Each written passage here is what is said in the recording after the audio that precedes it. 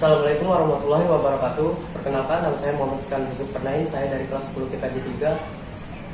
Saya dari kelas 10 TKJ 3 akan melakukan wawancara mengenai perundungan yang marak terjadi di kalangan para remaja saat ini.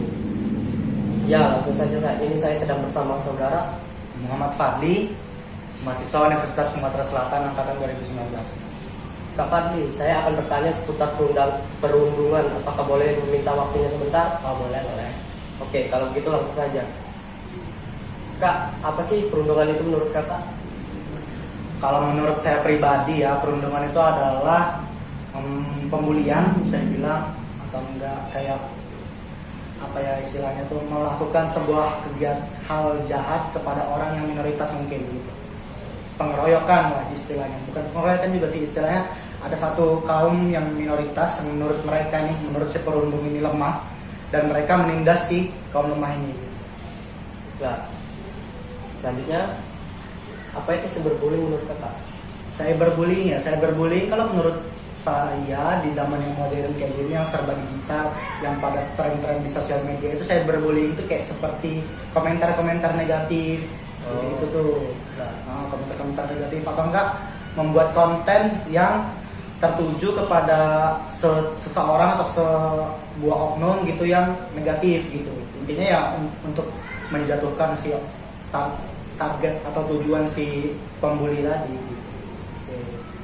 Selanjutnya, apa saja contoh perundungan sih? Contoh perundungan nih paling gampang dilihat sih ya kayak pembulian anak sekolah sih. Biasanya kan SD tuh, anak-anak SD gitu. Atau enggak, contoh lagi kayak yang di sosial media yang di komen-komen jelek sama netizen gitu, komen-komen dengan kata-kata yang toksik atau kata-kata yang kasar itu juga termasuk ke sana gitu. Selanjutnya, bagaimana cyberbullying berbeda dari intimidasi langsung? Berbedanya karena cyberbullying itu menggunakan media sosial dan dia tidak langsung bertatap dengan korban gitu. Sedangkan intimidasi langsung ya dia langsung berhadapan dengan korbannya gitu. Sama-sama menyerang mental sebenarnya, cuman kalau misalkan yang cyberbullying ini lebih mudah dilakukan aja gitu. Soalnya dia nggak harus bertemu dengan korban langsung. Bagaimana kita bisa mencegah cyberbullying? Untuk mencegah sih lebih ke di apa namanya, di lingkungan sekolahnya atau enggak di orang tuanya gitu, diberikan pendidikan lebih kepada anak ini supaya dia nggak melakukan itu tadi cyberbullying, atau misalkan dia melakukan perundungan di sekolah terhadap teman yang lemah. Itu memang harus dilakukan edukasi bagi pelakunya gitu. Apakah dampak bullying bagi korban?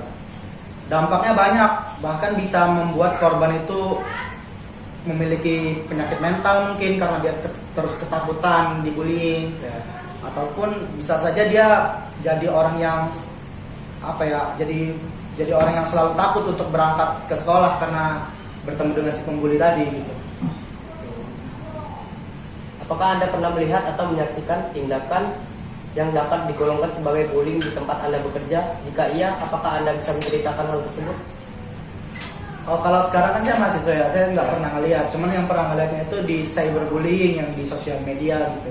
Contohnya kayak misalkan ada seseorang player game Mobile Legends lah ceritanya gitu kan, dia lagi bermain jelek misalkan di turnamen itu dia bermain jelek, tiba-tiba nih netizen ini mengkomentari dengan kata-kata yang apa namanya, yang tidak masuk di akal, terus yang jelek, yang kotor, yang toksik, sehingga si orang ini tuh langsung, si player tadi tuh langsung seperti terkena mental dan hilang gitu. Dia tuh nggak mau, istilahnya lumayan terkena tuh apa namanya, komentar dari netizen tadi kepada si player tadi gitu.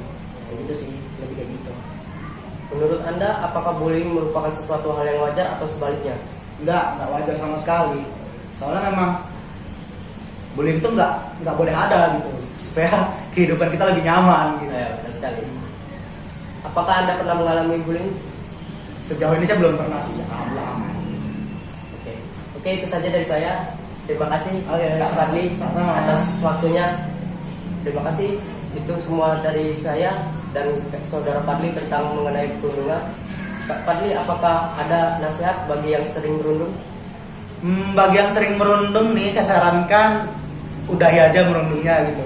Mungkin di lingkungan kalian ini sekarang ini kalian superior, Belum tahu nanti misalkan kalian tiba di lingkungan lain, pindah ke tempat lingkungan lain, misalkan kalian lulus nih sekolahnya atau enggak kalian lulus kuliahnya gitu, terus bekerja atau sekolah di tempat lingkungan baru dan ternyata kalian tidak sekuat itu dan kalian dirundung balik, emang kalian mau gitu kan? Lebih baik hentikan saja gitu. Soalnya perbuatan perundungan atau bullying itu sangat-sangat tidak bagus untuk dilakukan. Terima kasih. Ya, itu ada nasihat dari Kak Fadli. Semoga kalian semua berhenti berundung.